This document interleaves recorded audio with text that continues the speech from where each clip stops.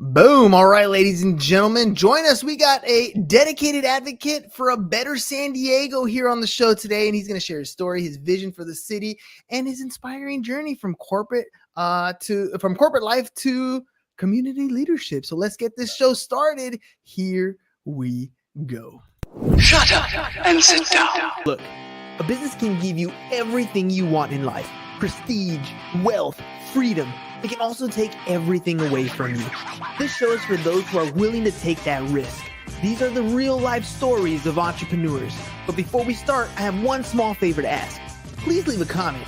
It can be advice, critiques, tips, feedback, or share this with someone, because your engagement is the most valuable and most powerful form of social currency.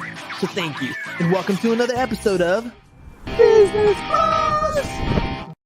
All right, ladies and gentlemen, we got a special guest who's not just running for San Diego City Council, but he's also a passionate advocate for positive change in the community. So we're gonna have an inspiring conversation today as we delve into his journey from the corporate world to community leadership, and we're gonna explore his remarkable background, including his commitment to sustainability through his solar company, Schools Solar, and his dedication to the grassroots effort aimed at fixing our election process where he can represent the U.S. Sorry, I'm having a bad reading day today. All right. Where he's gonna help us represent San Diego here. So let's welcome to the show the one and only Mr. Fernando Garcia.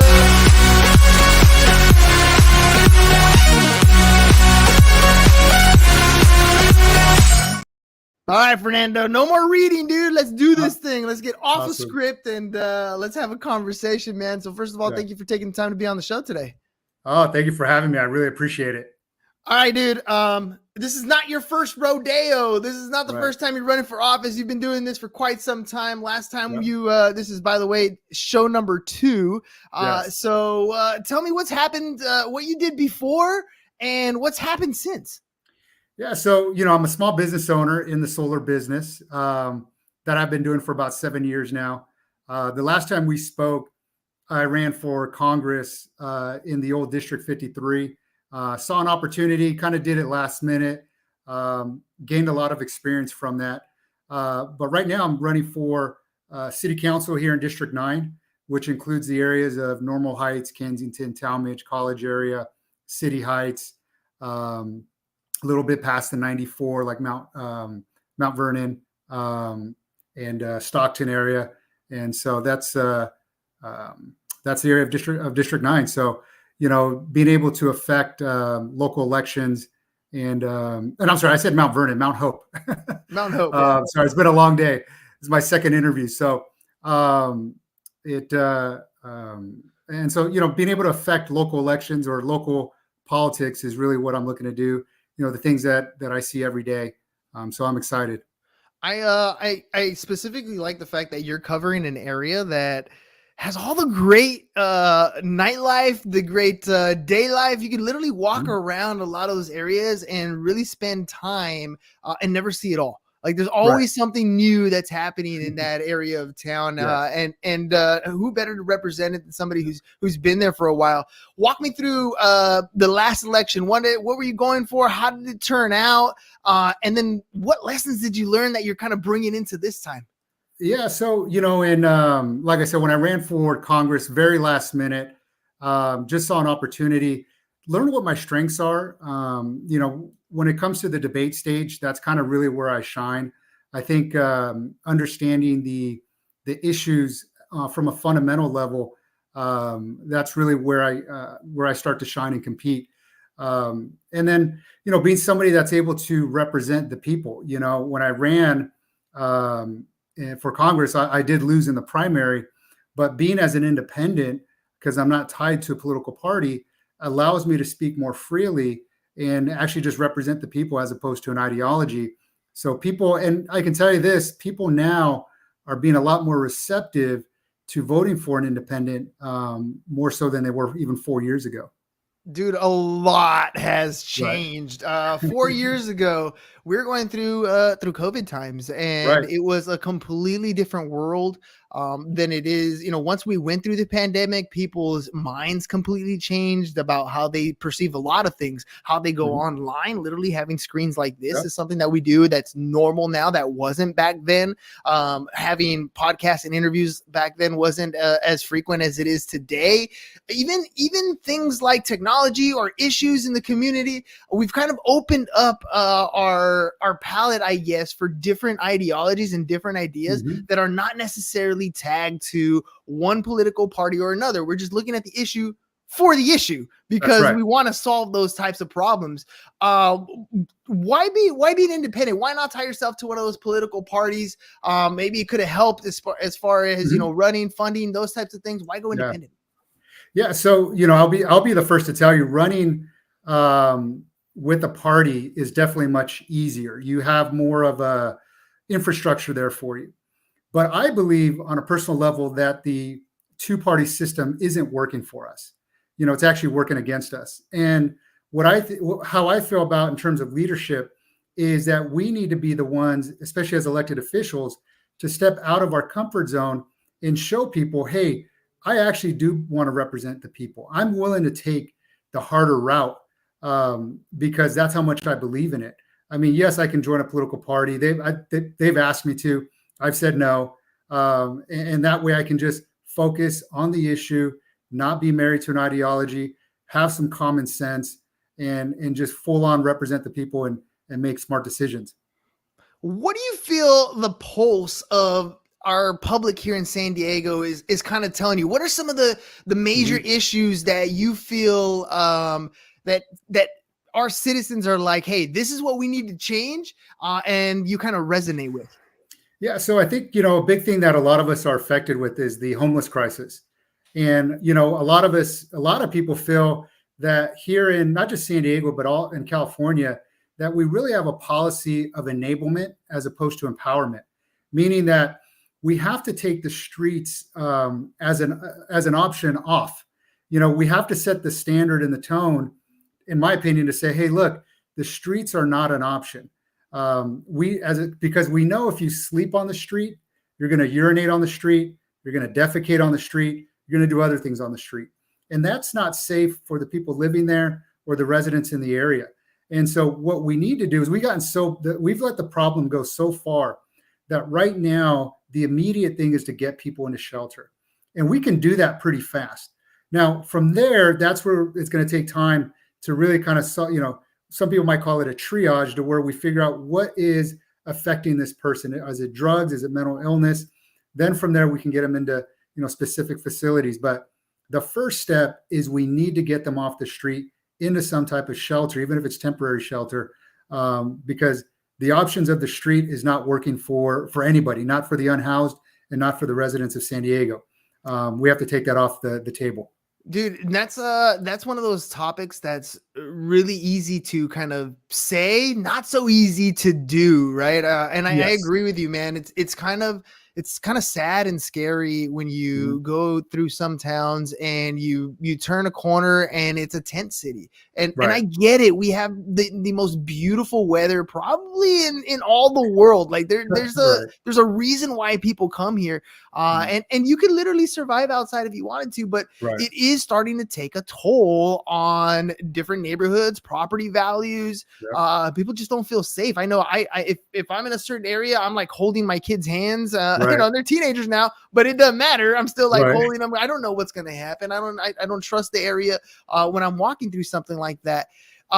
Is there funding or programs that can actually tackle this, or is it kind of like one of those things where like we're gonna say we're gonna do it, and then when we get down to the nitty gritty, there's no real solution because nobody wants to either pony up the dough or pony up the resources? Yeah, so there's billions of dollars going into trying to solve the homeless crisis. The problem is we're almost kind of creating what's called a homeless industrial complex, where you have billions of dollars and the problem's only getting worse. And there's an incentive to keep people homeless in terms of if you want the funding to keep coming in. My belief and what I want to do is really focus on regionalizing our resources.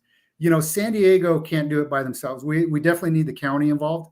So to have, for example, a facility or an area, that's more South County, Central, North County, so that we can really consolidate our resources and make it more effective. Because we are having a budget. We have a $5 billion, $1 billion budget over 5-year deficit, and if we go into a recession during that time frame, it's even going to exacerbate that. So we need to start really being smart with the money we do have and start consolidating things, and really be smart with the funding we do get. But there's definitely funding there. It's just a matter of, a lot of the funding goes to the donors. You have a lot of developers, you got a lot of big not-for-profit people who are donating to campaigns, and they expect to get a return on that, and they want those dollars to flow back to them, even though they're not necessarily doing the most cost-effective thing for solving the problem. So, as a independent and somebody who can really put the people of San Diego first, put the taxpayers first, I think I'm the one to get the job done more effectively.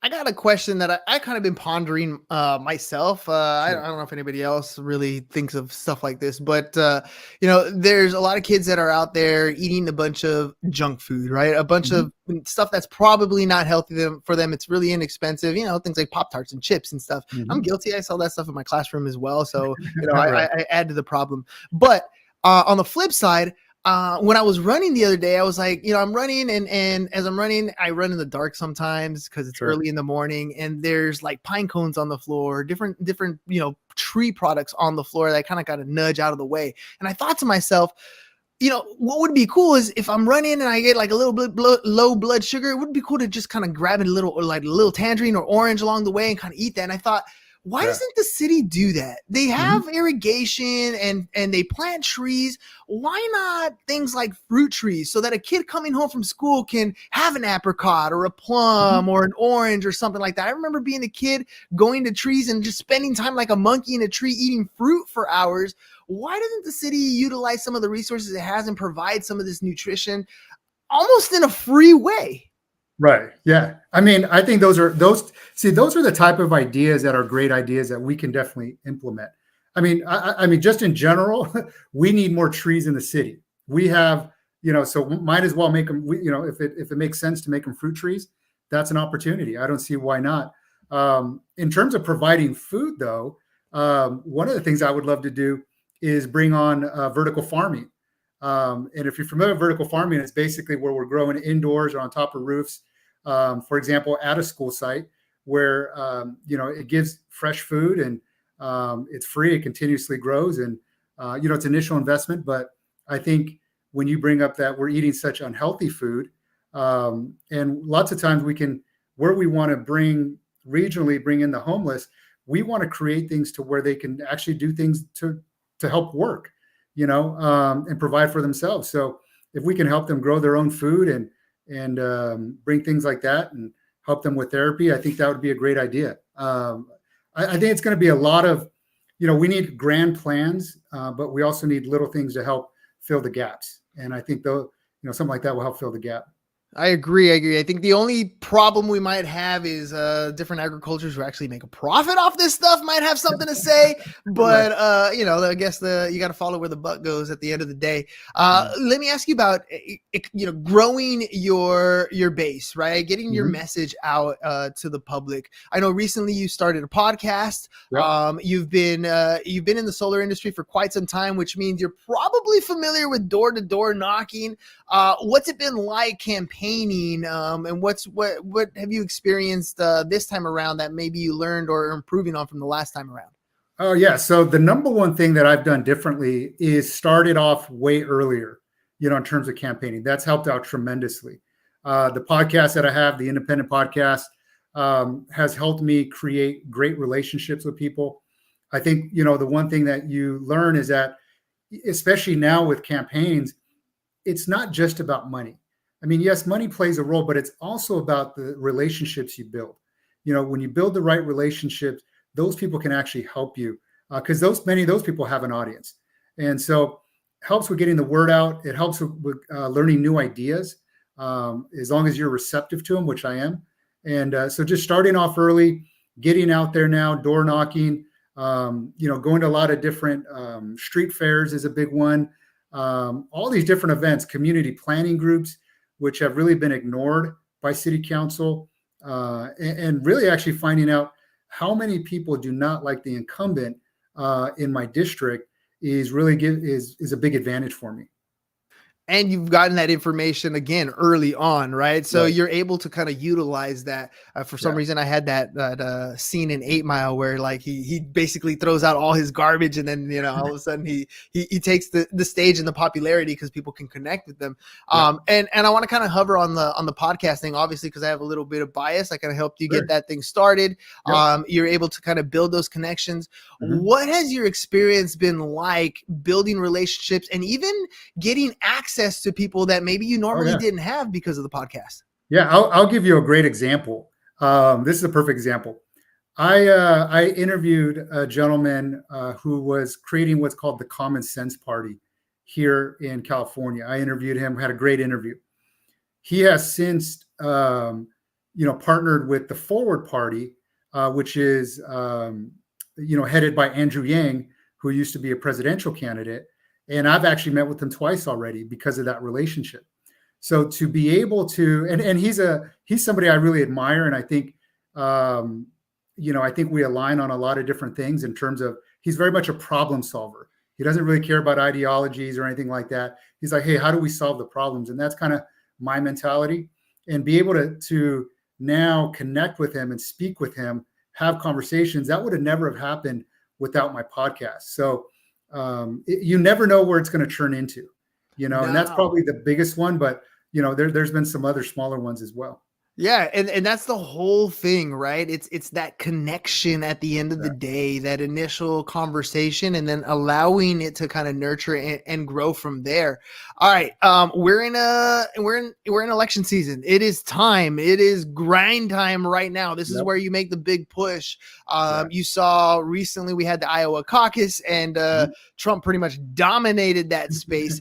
Are there any lessons you're learning from some of the bigger campaigns out there that you're implementing into your campaign? And what are you doing to kind of use that to push this last couple months? For me, I'm not a big fan of either candidate. The two main candidates, which would be Biden and Trump. I use their existence as an example of why we need some of the things that we need. I mean, we probably, in my opinion, those are two of some of the worst candidates we could possibly have. I think we can do a lot better. I think if we had things like ranked choice voting, which I'm very passionate about, things like democracy dollars that make it so that candidates don't have to go after big donors, they can go directly to the people.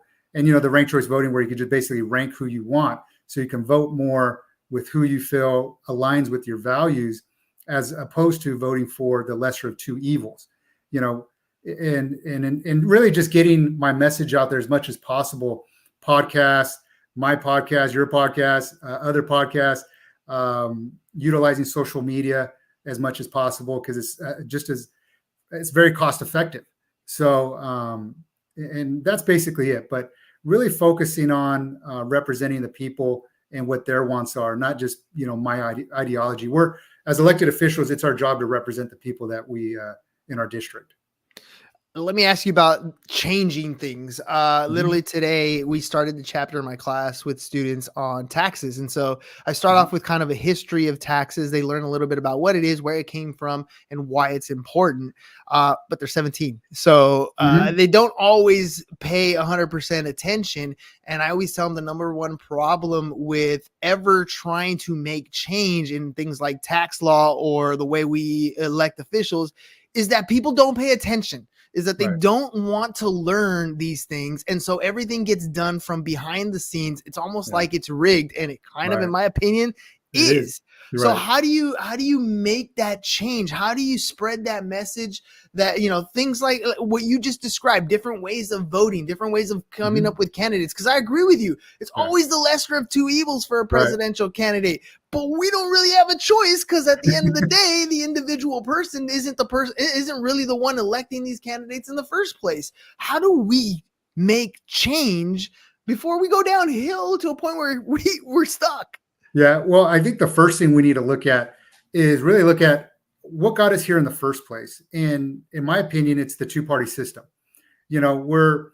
We need to stop just looking at, okay, who as individuals, if you're a Democrat, stop looking at just, okay, I'm going to vote for a Democrat, or if I'm a Republican, I'm only going to vote Republican. There are a lot of good independents out there. And I think we're starting to get a lot of attention now because we're focused more on ideas as opposed to ideologies. And we're coming up with actual solutions. A lot of people feel that, oh, I'm just one vote. It's not going to matter. It's all rigged. And to an extent it is, but there are ways that we can actually bring more democracy to the people. And it's also very important that citizens understand that when you live in a democracy, it isn't easier to live in a democracy. It is harder to live in a democracy. You have to be more informed, because if you make the decision to not be informed in a democracy, you run the risk of being taken advantage of. And that's really what's going on. If we do have an educated, informed populace who's going out there learning about the issues, then a democracy is a great system for us. But if you're not choosing that as an option, that's where things can go awry, and that's where big money and corporations can really easily take over. Oh man, and that's the thing, right? You have to know, otherwise they're gonna run you over. I always go back to board games, right? Monopoly. You play Monopoly the first time, you're not very good. The second time, you have a chance of winning because you know the rules from the first time. Mm-hmm. But if you're playing and you never actually learn the rules, then the person you're playing with can do anything they want because you wouldn't know if it was right or wrong in the first place, or you're not even paying attention. It's ironic how we live in an era where every answer is sitting right here. And yet we don't know half of anything that's going on until all of a sudden it's affecting your bank account. It affects your social service. It affects, what you're required to do or not required to do. Then you all of a sudden have a voice, but you've already gotten to that point. It's kind of scary. But either way, when you do find somebody that you feel you're supporting, that you agree with, that you want to support, how do people get involved like that? How do people get involved in helping you, for example, if they're jiving with your message and what you're doing for San Diego? Yeah, there's a lot of different ways. I mean, the easiest way is basically, share my message, share my campaign on social media. That's just a couple clicks, or if you want to get more involved, feel free to go to my website, sign up, and we definitely need more door knockers. If you're fortunate enough to donate to a campaign, go to my website and donate, $10, $5, whatever, if you donate more, great. If you have great ideas, I'm more than happy to explore those ideas, but, really clicking and liking on social media and sharing it doesn't cost you anything.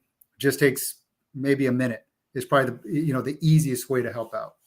By the way, a little side note, I know you use StreamYard. At least we set you up with StreamYard as well for your podcast. And they just added a really cool feature, which is vertical video. So you can add an Instagram, for example, and record it in vertical format. So it goes live to your Instagram and then download the video, send it to your TikToks, or use even AI software to kind of create clips and kind of boost that message, get that message out there as best as possible. Yeah. So one more time, dude, if people want to donate, they want to contribute, they want to be a part of what you're doing, one more time, how can they do that? So you can go to my website, garciaforsandiego.com. You can also go on Facebook or Instagram, which is basically Garcia for San Diego, and hit me up there, share my message. If you have any questions, let me know. One thing I also want to get rid of too in San Diego, we haven't touched on it, is SDG&E.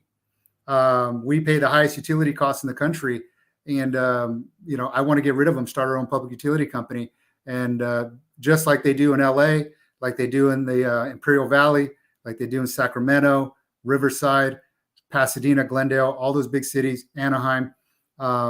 Let's start taking control of our utility costs and actually promote solar as opposed to killing the solar industry, which is what SDG&E is doing with NEM 3.0.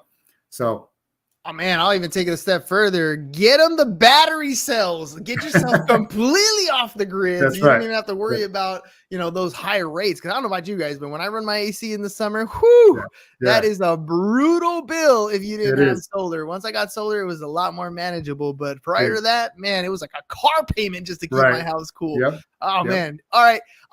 Last little thing. So you want to make sure that the public stays informed. You want to make sure that they're all about the issues. But more importantly, there's a date that they have to come and show. They have to represent. Right. When is that? Let's keep them. Let's make sure everybody knows when they're going to come out, vote for Fernando Garcia for city council if you are in the San Diego area where you're running. Yeah. So March 5th is the last day to vote, but ballots are going to go out, I want to say February 10th. I could be wrong on that date, but the ballots are going to be mailed out pretty soon.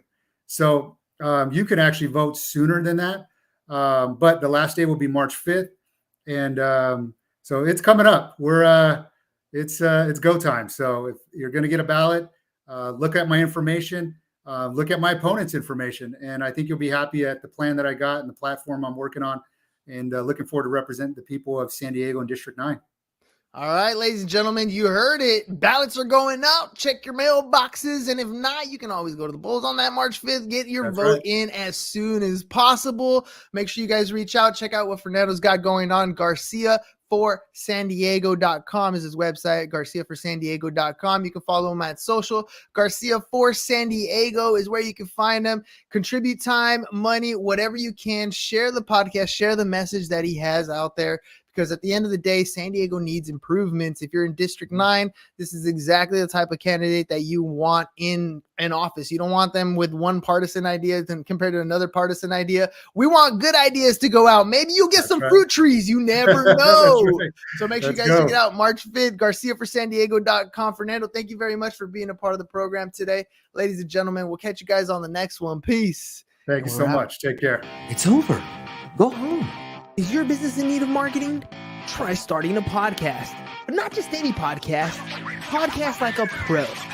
We can show you how to take your business from being invisible to becoming a brand people trust. Go to www.businessbros.biz